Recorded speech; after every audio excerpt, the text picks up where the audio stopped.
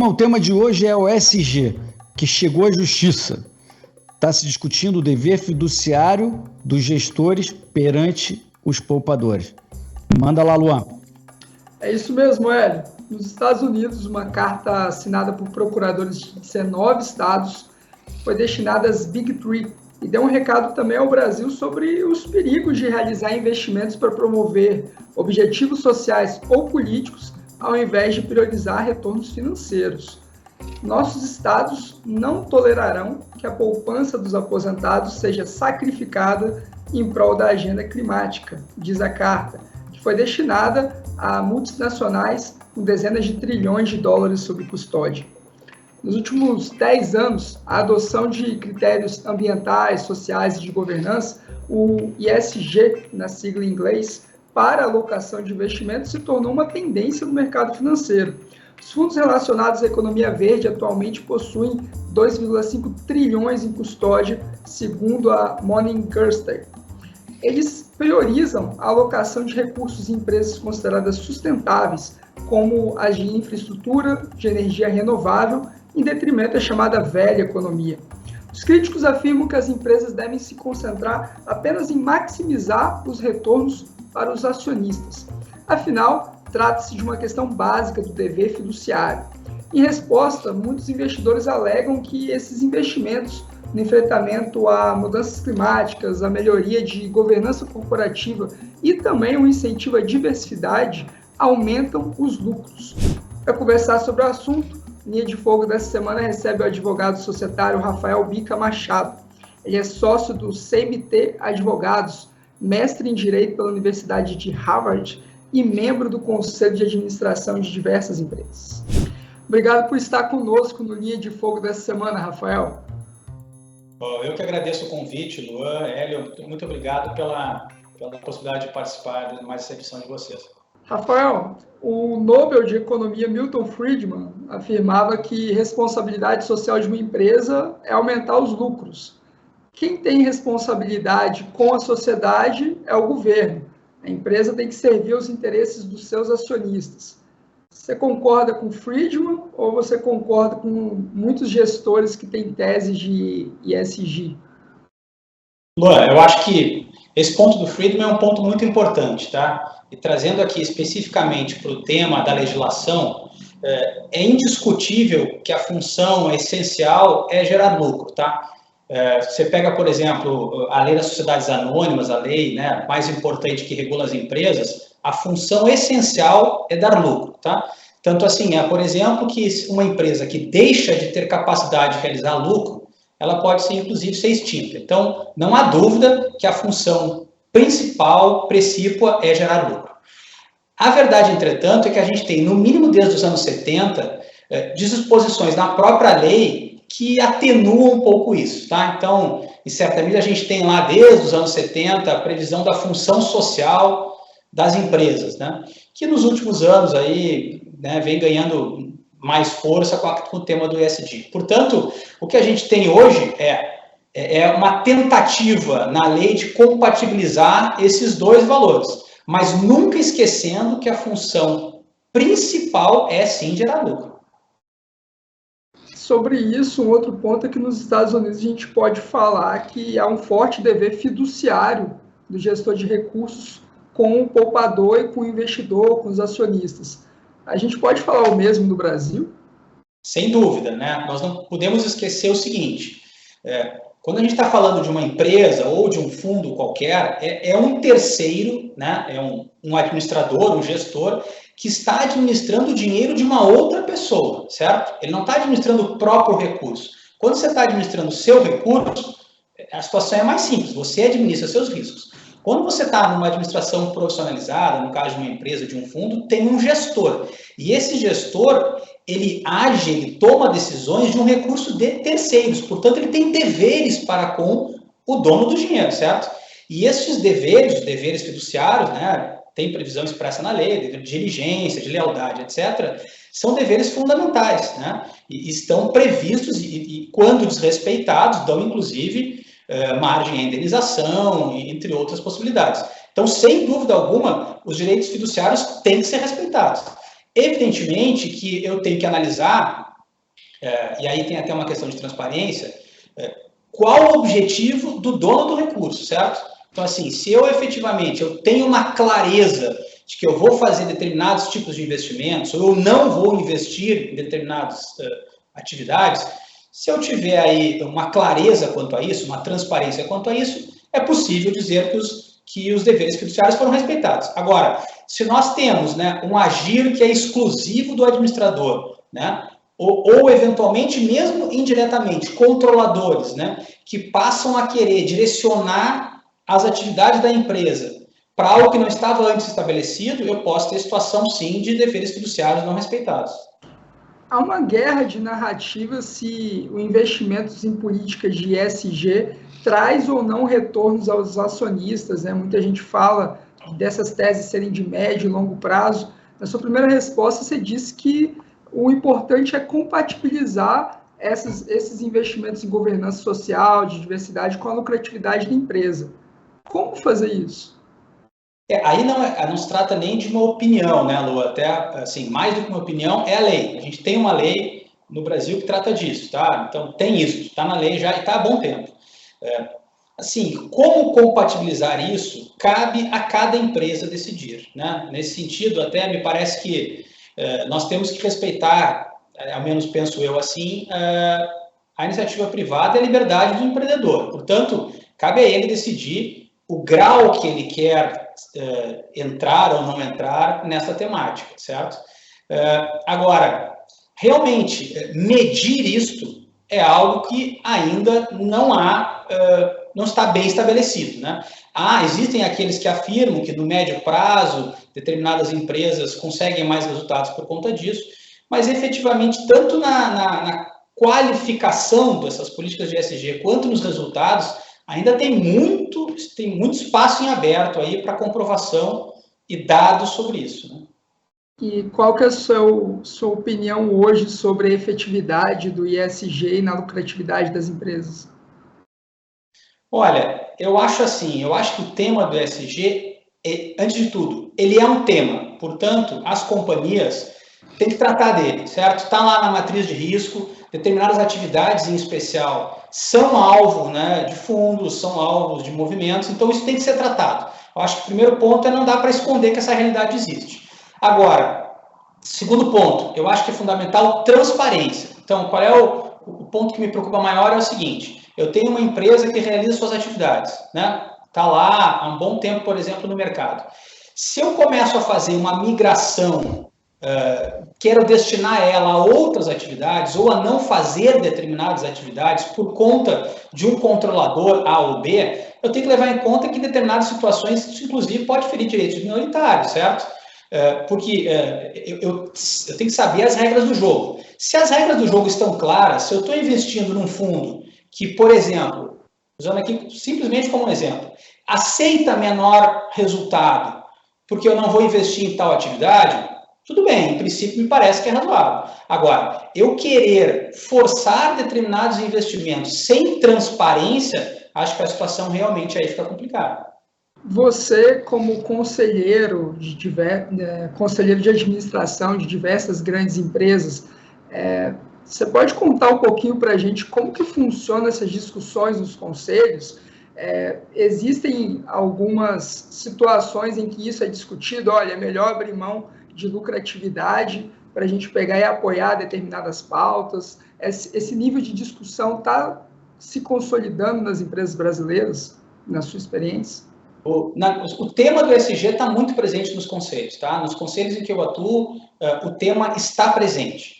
O fato do tema estar presente não significa que eu veja empresas dispostas a abrir mão de lucro para atendimento de uma métrica de ESG, né? Eu vejo, continuo vendo, e acho que isso é positivo, as empresas buscando lucro, certo?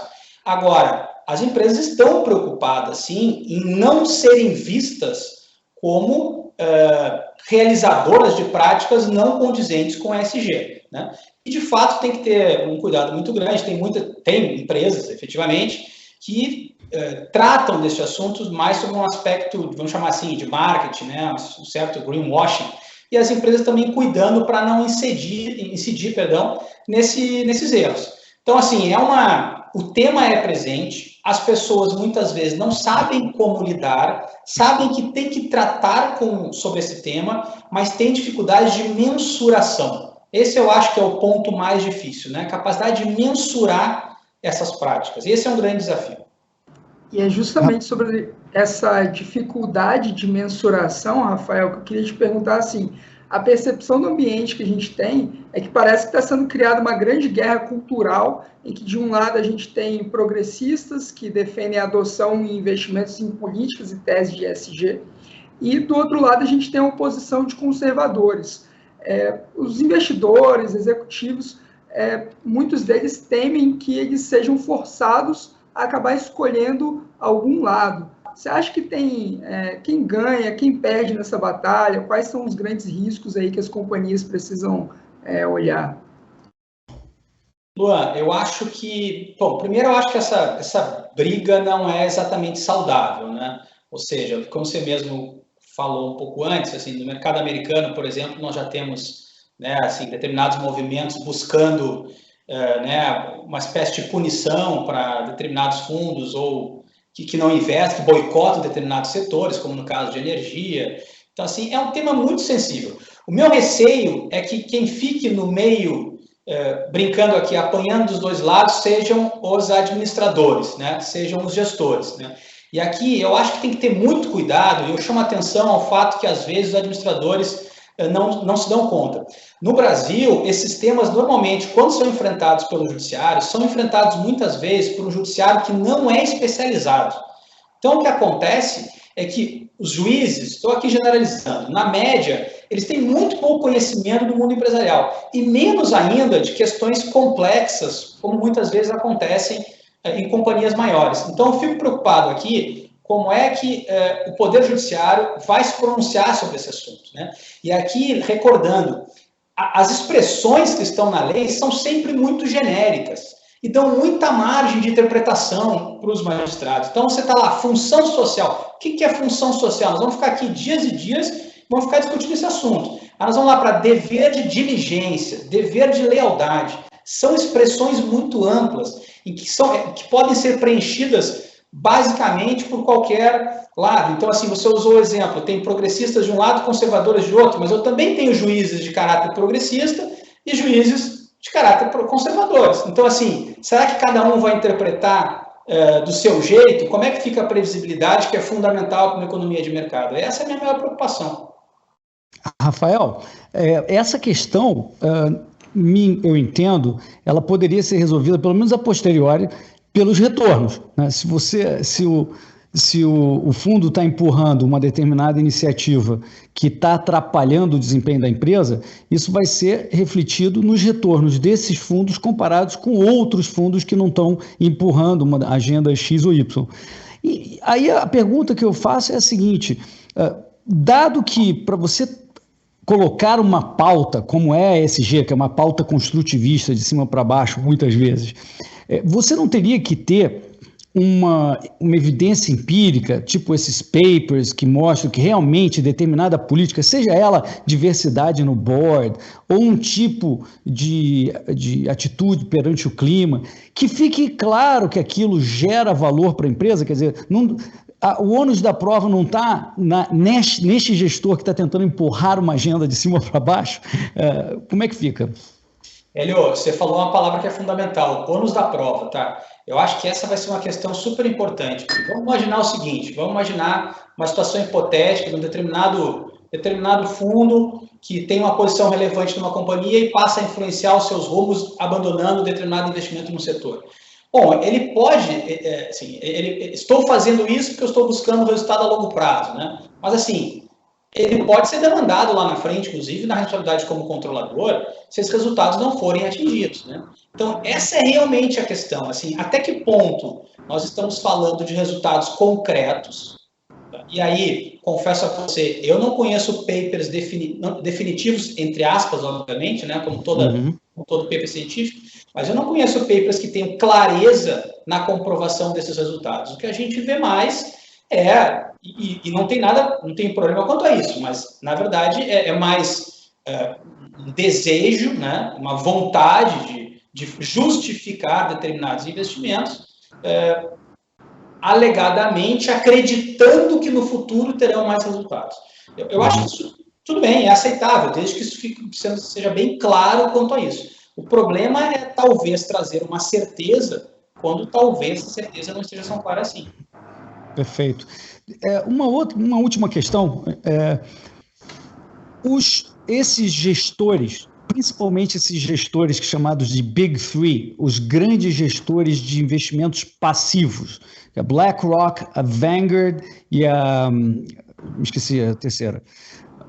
Esses gestores, eles são supostamente gestores que falam o seguinte: olha, eu não vou escolher aqui na carteira qual empresa vai melhor, eu sou um investidor passivo. Ele diz isso para os seus poupadores, para os investidores, lá, a velhinha do interior do Iowa. Ele diz: olha, eu sou investidor passivo, você vai escolher aí se você quer replicar o índice S&P, se você quer replicar o índice Bovespa, se quer replicar um desempenho setorial, um desempenho temático, mas eu sou um investidor passivo. Muito bem, mas aí ele chega nas assembleias e ele vota com a ação de propriedade da velhinha do Iowa, que não teve muito. Primeiro, ela não teve oportunidade de dizer se ela queria delegar esse poder para ele. Vai lá o BlackRock, que virou um monstro de tamanho, esses três viraram monstros, controlaram mais de 20 trilhões de dólares, e eles vão lá e fazem isso sem consultar o seu investidor original, a velhinha do interior. Você não acha que isso também é uma questão de dever fiduciário? Me parece que sim. Acho que aqui tem dois aspectos, velho. Primeiro, que como você falou bem, né, o principal, né, o proprietário, o dono do dinheiro, no seu exemplo lá, a velhinha do interior, americano, eu tenho que saber se ela está concordando com essa postura do gestor, né? Se ela concordar, em princípio, juridicamente, não tem problema algum, né? Cabe a ele ter prova de que ela concordou também, né? Então, assim, né, é importante que ele tenha esse cuidado. E uma outra questão importante é que, mesmo fundos, né, tidos de perfil passivo, né, na legislação brasileira, você não precisa ter maioria das ações para configurar controle. Em determinadas situações, se você tem, usando aqui uma linguagem não tão jurídica, você tem capacidade de influenciar rotineiramente os desígnios, os destinos da empresa, você pode até, no limite, ser configurado como controlador e sujeito, né, às eventuais penalidades de um controlador. Então, eu acho que passa por um certo, vou usar aqui a figura mais da medicina, de um certo consentimento informado. Se está todo mundo ciente de quais são as regras do jogo, tudo bem. Agora, o problema é essas regras do jogo não estarem claras. Aí a gente pode ter problema, sim. A questão que eu acho que se coloca, para encerrar realmente agora, é que BlackRock, Vanguard e State Street, que eu me lembrei o nome, elas têm que equilibrar, como você disse, a vontade de milhares, dezenas de milhares. Cada um tem uma visão diferente. Então, se ele é obrigado a atender fiduciariamente os desejos as visões desses acionistas, ele deveria se isentar de empurrar uma determinada pauta, porque um deles vai querer, o outro não quer, não acha bom isso. Ele deveria se preocupar com o objetivo primordial de qualquer gestor, que é o retorno financeiro. O que você acha disso? Eu acho que isso que você falou é bem importante. A gente não pode esquecer, e trazendo aqui para o exemplo brasileiro, eu enfatizo isso. Quando você pega uma das primeira aula lá de direito societário, você vai lá olhar a função da empresa, isso está na lei, é gerar lucro.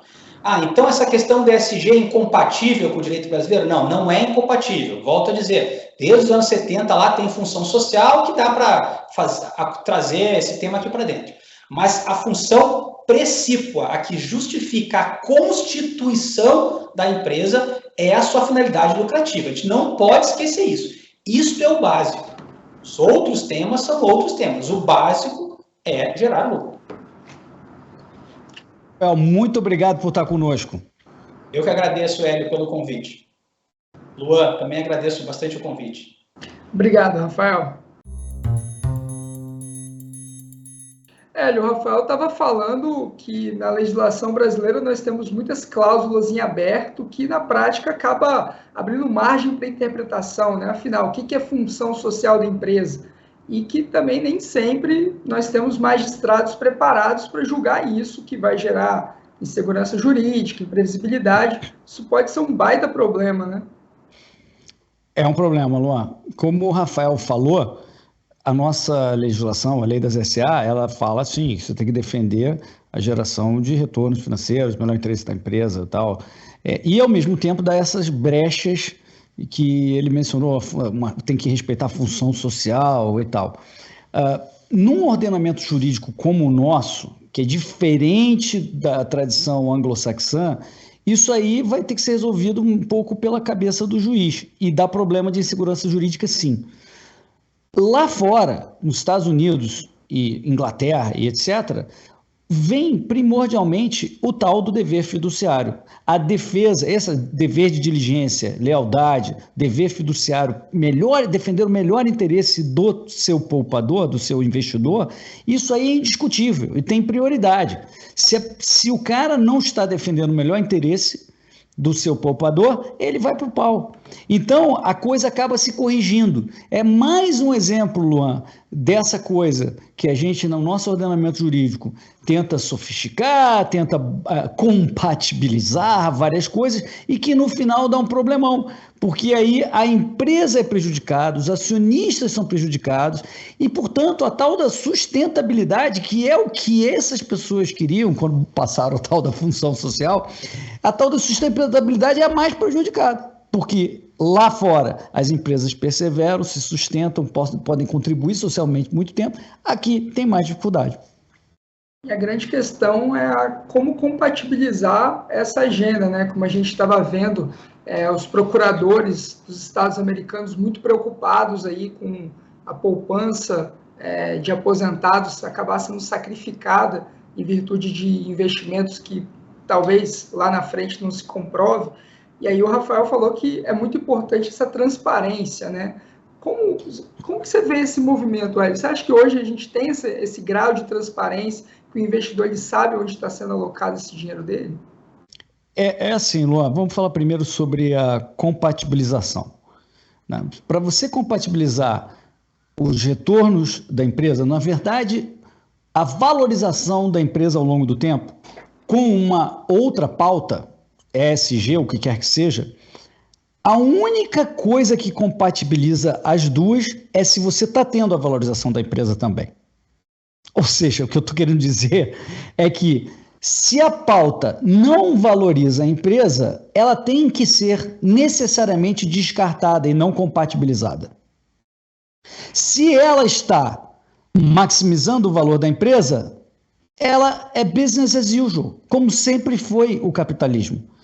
Ela será, nas melhores empresas, melhores geridas, sempre incorporada à estratégia da empresa, porque ela gera valor para a empresa. Então, na verdade, a minha visão da compatibilização é de que você tem que defender sempre a valorização da empresa, porque aí você vai ter o foco no que importa, que é a valorização da empresa, e aí você vai poder atender realmente. Se aquilo é bom para o cliente, bacana, porque é bom para o cliente, vai ser bom para a empresa. Se aquilo é bom para os funcionários, na medida em que aquilo valoriza a empresa, preserva, atrai os melhores talentos, etc., bacana, porque isso vai valorizar a empresa. Mas na medida em que aquilo é negativo para a empresa, não tem que ser compatibilizado. É o que eu falo, só pode ter um Deus nessa coisa. There can only be one God, que é a valorização da empresa. É isso que traz a sustentabilidade ao longo do tempo. Mas você tinha feito uma outra pergunta que agora já me esqueci. Mas aproveitando esse seu gancho, Hélio, você está falando, não, a grande questão é a lucratividade, né, a rentabilidade. Só que não tem consenso se nas políticas ESG isso vai se confirmar ou não. Qual que é o risco disso, já que esses investimentos são de muito longo prazo, diversas vezes? Deixa eu primeiro colocar uma coisa importante. Quando eu digo rentabilidade ou lucratividade, não é bem isso que eu estou dizendo. É a valorização da empresa ao longo do tempo. É diferente. Por que é diferente, Luan? Porque uma coisa é você atingir a meta de lucro no trimestre, o curto prazo, etc.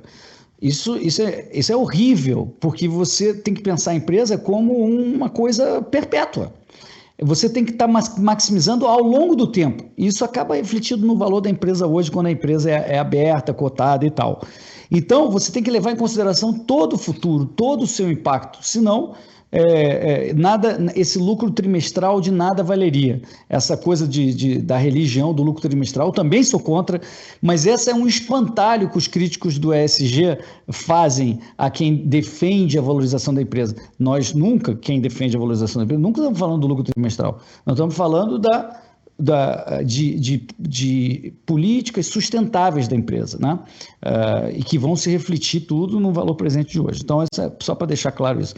Sobre o longo, sempre a empresa bem gerida sempre prioriza o longo prazo, porque na hora de você descontar os fluxos de caixa, é isso que vai impactar o valor da empresa. Se ela só pensar no curto prazo, o valorzinho dela vai ser pequenininho.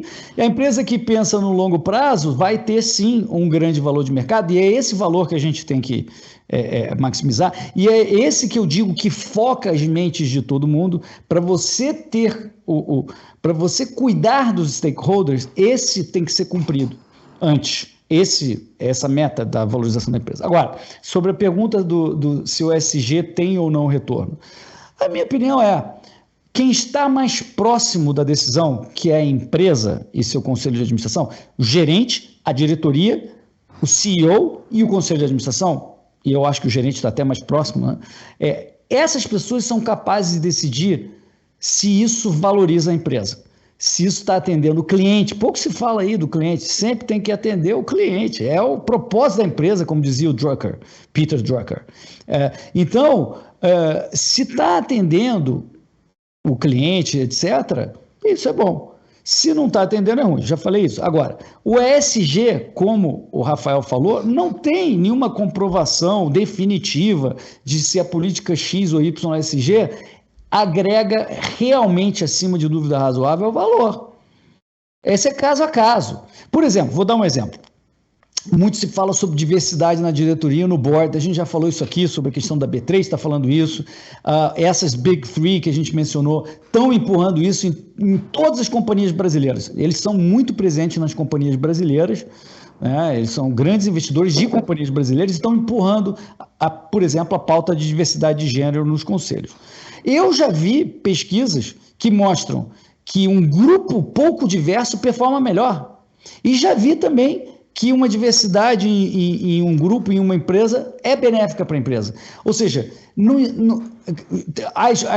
as pesquisas estão all over the place, como dizem os americanos. Tem pesquisa para todo gosto, né? Não tem nada definitivo. Então, se você está fazendo longe do processo de decisão da empresa, né? Porque BlackRock está lá fora, lá em Nova York e tal, vem com uma pauta que a empresa não necessariamente concorda. E ela, por exemplo, acha, olha, esses aqui são os conselheiros que a gente acha que tem que ser eleitos. Aí o BlackRock fala, olha, eu voto contra todo conselho que não tenha X mulheres.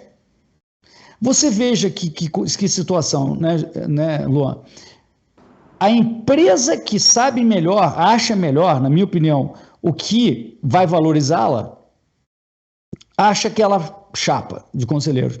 Aí vem o BlackRock, lá sentadinho no ar-condicionado, lá em Nova York, e diz, não, eu não estou, vou votar contra. Só porque você não está cumprindo uma coisa que eu cheguei à minha conclusão aqui, que não tem prova definitiva nenhuma, e pronto, então você está ferrado, você procure aí outros caras, porque eu não vou concordar. E como eles são muito relevantes, especialmente em grupo, né, com outros caras, e dado que essa pauta progressista está aí sendo vendida à torta e à direito, muitas vezes as empresas, mesmo pensando, como o Rafael falou, em gerar retorno, ela fala assim, cara, quer saber? A gente preferia essa outra composição de conselho, mas, quer saber?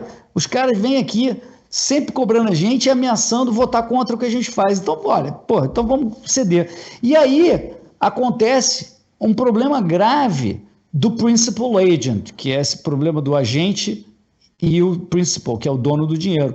Que lá a velhinha do interior do Iowa talvez realmente não tivesse nenhum problema com a empresa escolher o tipo de conselheiro que eles querem. Mas vem o BlackRock, que está no meio, com uma ação que não é dele, a ação é da velhinha, e ele vota com a ação da velhinha na Assembleia, dizendo, não, nada disso, eu quero esse tipo de coisa. E é isso que está sendo discutido, Luan, pelos procuradores gerais, na justiça, está falando, peraí, mas que maluquice, a empresa sabe melhor, você vem aí com a tua visão, você está votando com a ação da outra pessoa. Essa é uma questão que eu acho que é fundamental, Luan, porque em última medida, ela pode corrigir todos os excessos do ESG. Porque ela está dizendo o seguinte, olha, peraí, nós desconfiamos que isso não gere retorno. Você tem segurança, você tem o direito a tomar a tua decisão, empresa, do que você acha que gera maior retorno. Mas o Larry Fink aí, ou sei lá quem que está gerindo, você tem segurança que é isso aí que gera valor? Ou você está passando em cima da visão da empresa e empurrando isso? Porra, então peraí, então você não está defendendo o melhor interesse da velhinha do Iowa, do seu poupador? Ué, e isso pode eventualmente corrigir os excessos lá no fim do dia. Vai levar tempo. Tem uma pesquisa, Hélio, do Instituto Futura Inteligência, muito interessante sobre a opinião dos brasileiros a respeito do papel das empresas. Né? Qual é o papel da empresa? O que a empresa tem que priorizar? E aí, os brasileiros foram perguntados, e aí, em primeiro lugar, ficou a criação de empregos, com quase 40%. Em segundo lugar, ficou a valorização do empregado, com 22%. Aí depois fica respeito ao meio ambiente, ética e respeito aos valores da comunidade, promoções de ação que melhore a qualidade de vida da população. E aí lá, na última posição, geração de lucro e geração de resultados econômicos com 4% e 2%. O brasileiro médio, ele não entende muito bem qual que é o papel das empresas, na sua opinião? Ô, Luan, o brasileiro médio talvez não tenha parado para refletir qual é o papel da empresa. Ele está certo, ele está endividado no Serasa até a tampa, não tem investimentos, né? Então, por que ele deveria se preocupar com a teoria por trás da empresa? Né? O que deveria ser o papel da empresa? Olha, ele está preocupado em pagar suas contas, pagar sua dívida, diminuir sua dívida e tal. Agora, eu acho o seguinte, se essa pesquisa da Futura tivesse sido feita com gente, esses 5 milhões de brasileiros que agora investem na Bolsa, eu tenho certeza que a resposta seria diferente. Porque, veja, a pessoa que investe na Bolsa sabe que o que ela quer daquela empresa é o melhor desempenho possível para ela ter o melhor retorno possível. Então, o papel na cabeça do investidor fica claro. Você, empresa, o teu papel, cara, é oferecer o melhor serviço possível para o seu cliente, atender o seu cliente da melhor maneira possível, fazer todo o possível para vender mais, lucrar mais, valorizar a empresa, porque só assim que eu vou ter o retorno para minha aposentadoria, eu vou ter o retorno do meu dinheiro suado para fazer o que eu desejo no futuro. Então, Luan, vamos aguardar essa pesquisa da Futura junto ao público que mais importa, que é de investidores. Aumentar o seu valor ao longo do tempo. Essa é a verdadeira função das empresas. Você concorda com Rafael Bica Machado e Hélio Beltrão? Comente aqui embaixo. Assine a Gazeta do Povo, o jornal que acredita no Brasil. Acesse também os conteúdos do Miss Brasil. Obrigado, Hélio. Até a Linha de Fogo da semana que vem. Abraços, Luan. Abraço a todos.